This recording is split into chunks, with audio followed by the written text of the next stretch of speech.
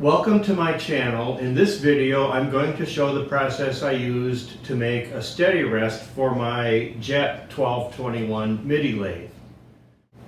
The first step in the process is to cut out a series of 3 rings out of plywood.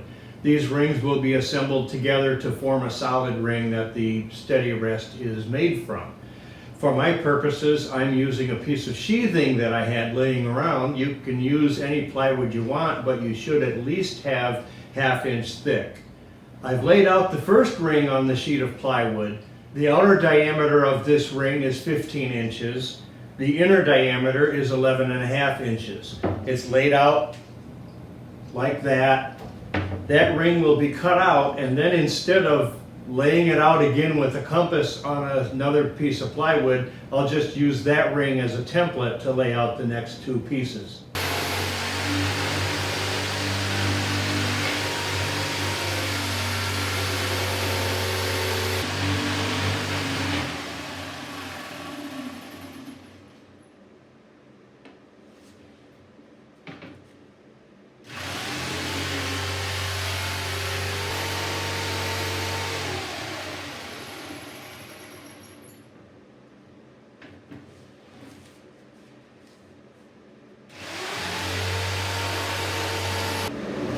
The first ring has been cut out.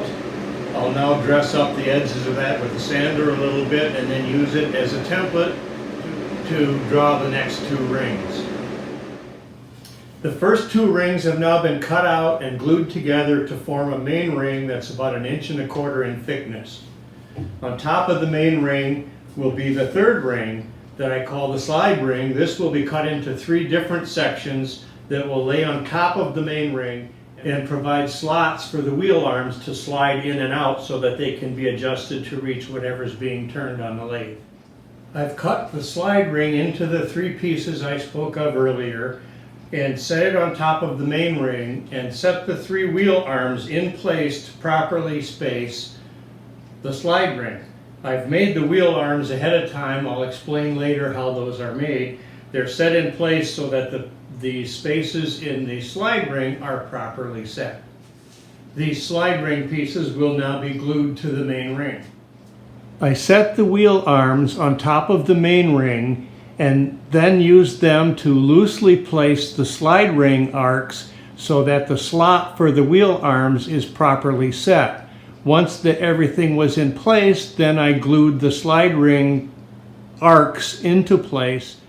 Now it's a matter of waiting for the glue to dry, so I'll take the wheel arms out and we'll get back to them later. You can see now the slots for the wheel arms are set in the slide rings. There are 2 pieces that I call the top lock sections that have been cut to size, and what happens with those is you lay them across the front and back of the ring so that the top of it is even with the inside of the ring. Then you will draw a line on this side and cut the ring off flat so that it makes a flat surface all the way across. That flat has now been cut. One of the top lock sections has been laid in place to show where it lines up with the cut on the bottom of the ring. This section will be glued to the front and back of the ring, and that will form the base that slides along the lathe bed. These top lock sections will have a 1/4 inch hole drilled through them from top to bottom, through which a 1/4 inch carriage bolt will pass.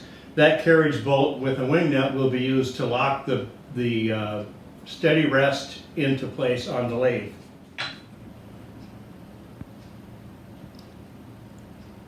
The top lock pieces have been drilled and marked for center, and they've been lined up with the center of the Steadyrest ring.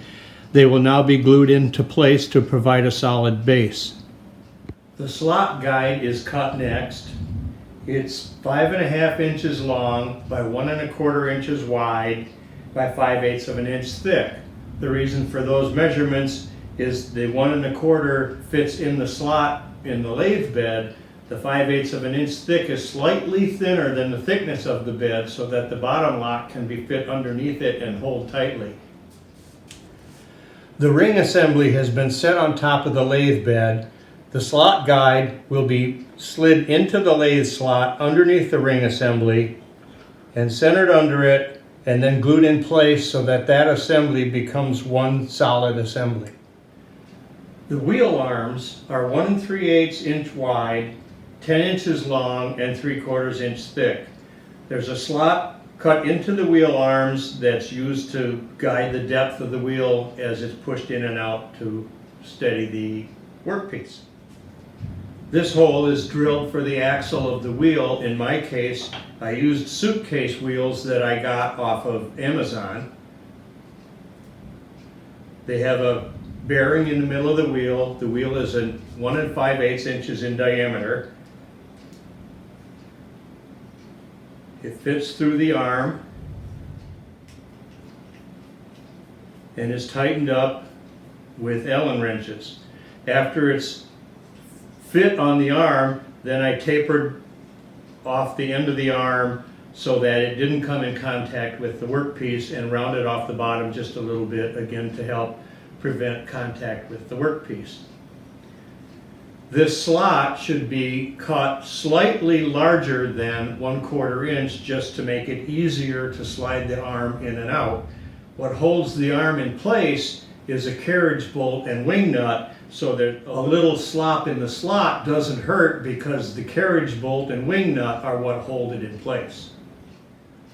The slots in the slide ring on the main ring that these arms slide through will fit these, because we use these arms to set the spacing for the slots in the first place.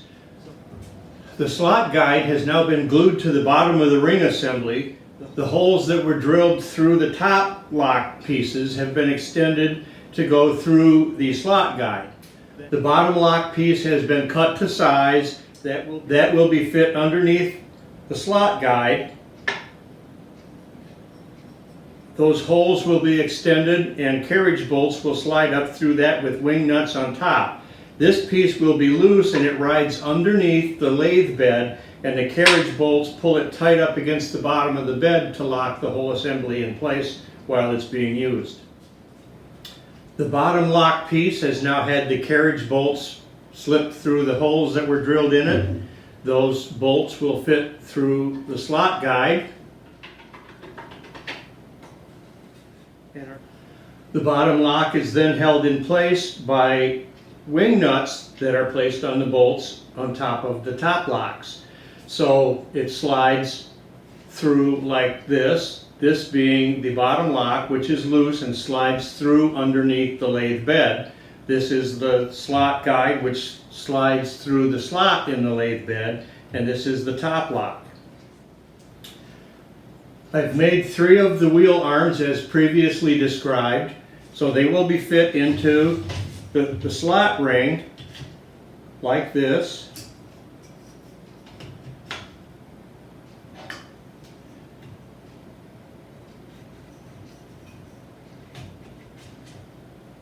So the only thing left to do is to drill a hole that will go through the ring and project up through the slot in the wheel arms, and it will be held in place with another carriage bolt and washer and wing nut. The Steadyrest has now been assembled and is ready for use. To use it, you put it on the lathe like so. This piece right here is the slot guide, and this piece is the lower lock. So you slide the slot guide into the slot, the lower lock into the notch below it, and slide it onto the lathe until you get it positioned where you want it. Once you've got it positioned where you want it, you tighten up on these 2 wing nuts, and that locks it in place so it can't go anywhere. Then you can make your adjustments just by loosening those and sliding the wheel arms. After you've put the Steadyrest on the lathe, you put your banjo back on with your tool rest wherever you want it, according to where your workpiece is. Then to take it off the lathe, you just loosen up those wing nuts, slide it out the slot, and you're all set. Thank you for watching, and happy turning.